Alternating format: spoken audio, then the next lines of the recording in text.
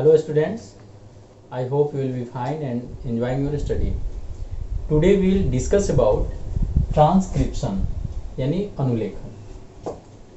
इस वीडियो में हम लोग यह जानने का प्रयास करेंगे कि जो जेनेटिक इंफॉर्मेशन है वो डीएनए से आरएनए में कैसे ट्रांसफर होते हैं, क्योंकि डीएनए में जो भी जेनेटिक इंफॉर्मेशन है जिसको हम लोग पीछे पढ़े कि जो भी कैरेक्टर आता है वो डीएनए की वजह से आता है, डीएनए ही अपने साथ लेकर आता है और आगे चल के सारे जो कैरेक्टर्स जो हैं वो एग्जिबिट होते हैं ऑर्गेनिजम्स में.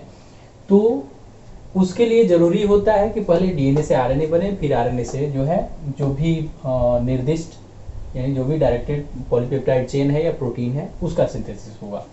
तो सबसे पहले हम लोग ये जानेंगे कि डीएनए से आरएनए बनता कैसे है. That is known as transcription और अनुलेखन. सिंपल शब्दों में कहें तो डीएनए से आरएनए के संश्लेषण की प्रक्रिया को अनुलेखन कहते हैं, और इंग्लिश में अगर कहें तो process of synthesis of RNA from DNA is known as transcription. यहाँ डीएनए से आरएनए बनने के लिए सबसे पहले हम बात करेंगे ट्रांसक्रिप्शनल यूनिट, यानी वह इकाई, वह छोटा से छोटा डीएनए सेगमेंट जिससे किसी आरएनए मॉलिक्यूल का सिंथेसिस हो सकता है. तो यहां बात हम करेंगे ट्रांसक्रिप्शनल यूनिट, यानी एक आरएनए मॉलिक्यूल को सिंथेसाइज करने के लिए क्या क्या आवश्यक चीजें हैं. तो डीएनए में पहली चीजें कि क्या होना चाहिए, तो एक जो है प्रोमोटर, इसको जो है उत्प्रेरक या फिर उन्नायक भी हिंदी में, उन्नायक यानी जो इस चीज को जो है प्रोमोट करता हो. दूसरा structural gene, structural gene Hindi में इसको संरचनात्मक जीन भी कहते हैं, यानी यह चीज जो है कि किस पॉलीपेप्टाइड का सिंथेसिस होना है उसको ये रिडायरेक्ट करता है. उसके बाद तीसरा जो है इस प्रोसेस को खत्म करने के लिए, क्योंकि इसमें जो है पूरा डीएनए स्ट्रैंड का ट्रांसक्रिप्शन नहीं होता है, केवल उसी खंड का होता है जो आवश्यक होता है. तो इंटायर, जैसा कि रेप्लिकेशन में कि एक बार इस एंड से शुरू हुआ तो इस इंटर माने entire DNA is copied, here only a segment of DNA is copied or transcribed into RNA. तो ये चीज हम ध्यान में रखेंगे कि यहाँ इंटायर नहीं होता है, इसलिए शुरू करने वाला तो चाहिए, साथ ही साथ उसके समापन के लिए भी, यानी कहां तक जाकर के वो खत्म हो जाना है. तो ये जो है टर्मिनेटर,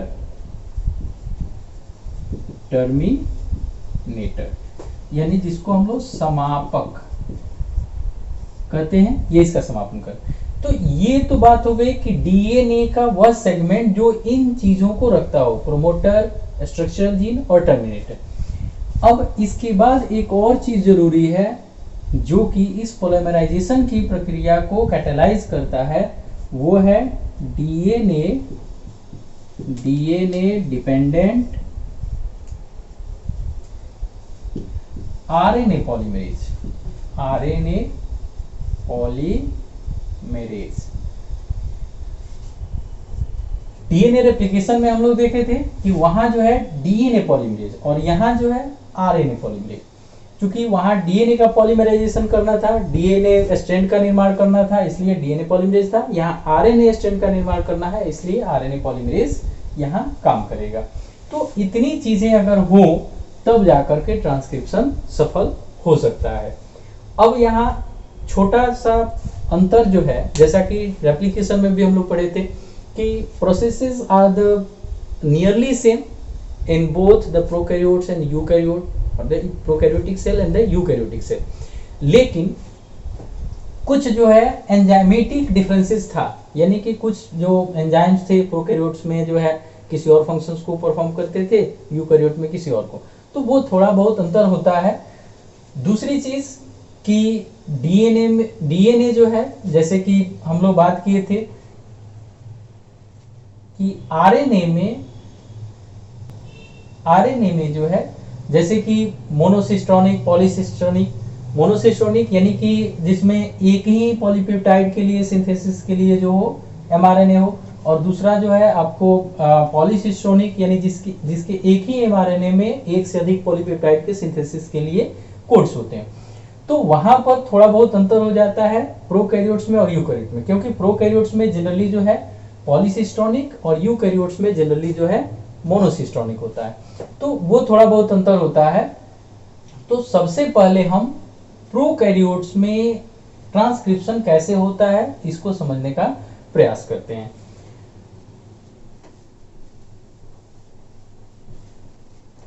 प्रोकैरियोट्स में जैसे कि हम लोग जानते हैं कि उसका डीएनए बहुत ज्यादा कॉम्प्लेक्स नहीं होता है। प्रोकैरियोट्स, ठीक है, तो इसमें जो ट्रांसक्रिप्शन होगा बहुत ही सिंपल होता है। यहां हमने जो है एक डीएनए स्ट्रैंड लिया, डीएनए स्ट्रैंड की जो है हम लोग जानते हैं पोलैरिटी होती है 3'। एक मिनट आप लोगों के लिए थोड़ा सा और जो है क्लियर इसको कर दें कि जिससे जो है समझ में आएगा। स्ट्रैंड, एक स्ट्रैंड जो है हमने ब्लैक से बना दिया, दूसरा स्ट्रैंड जो है आपको ब्लू से, इससे जो है पहचानने में आसानी होगी। ये जो है हमने इसको जो है एक पोलैरिटी दी, यह 3 प्राइम से 5 प्राइम है, और दूसरा जो है आपको 5 प्राइम से 3 प्राइम है। ऐसा क्यों होता है ये आपको पहले भी बता चुके हैं कि एंटी पैरेलल होते हैं।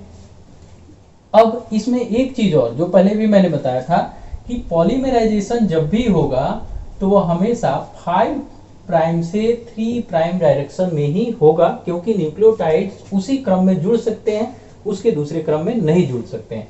जैसा कि आपने रेप्लिकेशन के समय देखा होगा कि लीडिंग स्ट्रैंड और लैगिंग स्ट्रैंड, तो इसमें जो भी ट्रांसक्रिप्शन होगा वह उसी स्ट्रैंड पे हो सकता है जिस पर नए स्ट्रैंड का निर्माण 5 प्राइम से 3 प्राइम की तरफ होता हो।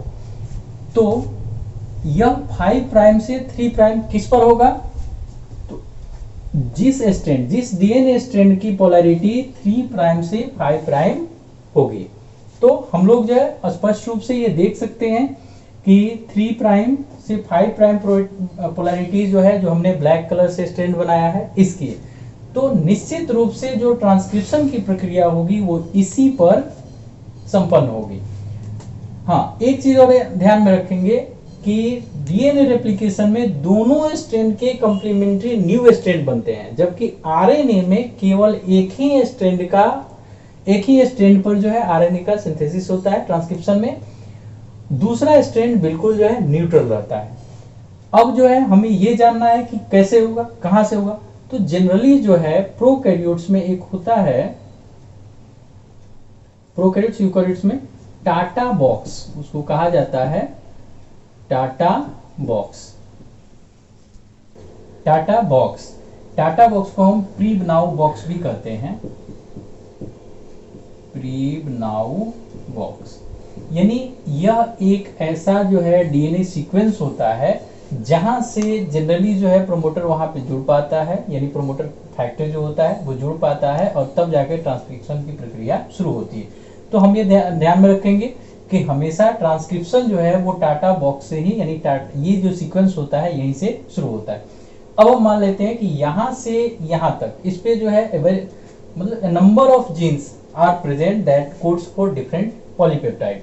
तो इसमें किसी एक जीन का ट्रांसक्रिप्शन होना है।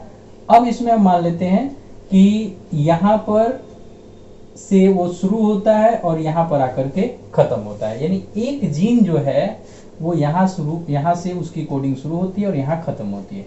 एक चीज और कि इन डीएनए स्ट्रैंड की नेमिंग होती है, जिस पर ये ट्रांसक्रिप्शन हो रहा है, जैसे इस पर ये ट्रांसक्रिप्शन हो रहा है, मैं यहां लिख देता हूं, तो यह जो है टेम्पलेट कहलाता है, यह स्ट्रैंड टेम्पलेट स्ट्रैंड या फिर सेंस स्ट्रैंड, इसको टेम्पलेट स्ट्रैंड या सेंस स्ट्रैंड कहते हैं। जबकि इसको जो है हम लोग कोडिंग स्ट्रैंड या एंटी सेंस स्ट्रैंड कहते हैं, टेम्पलेट स्ट्रैंड। ठीक है, तो ये चीज ध्यान में। हालांकि यहाँ थोड़ा सा ये भी है कि कोडिंग मतलब हम लोग समझते हैं कि जो पॉलीपेप्टाइड के लिए कोड करता है, लेकिन यहाँ इसका कोई इन्वॉल्वमेंट नहीं है। तो हम ये चीज देखेंगे कि यहाँ जो है टेम्पलेट स्ट्रैंड पे ये डीएनए सीक्वेंस जो होगा यहीं से ट्रांसक्रिप्शन शुरू होता है। तो अब क्या होगा कि इसके लिए 3 जो है स्टेप्स हैं, 3 चरण है। सबसे पहला जो है वो है इनिशिएशन, यानी अनुलेखन का प्रारंभन, हिंदी में इसको प्रारंभन, यानी कि अनुलेखन का प्रारंभ होना। दूसरा होता है इलोंगेशन, इलोंगेशन यानी लंबाई में वृद्धि।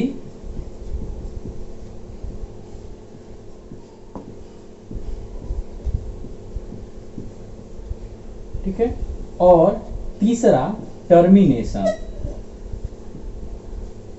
टर्मिनेशन यानी समापन।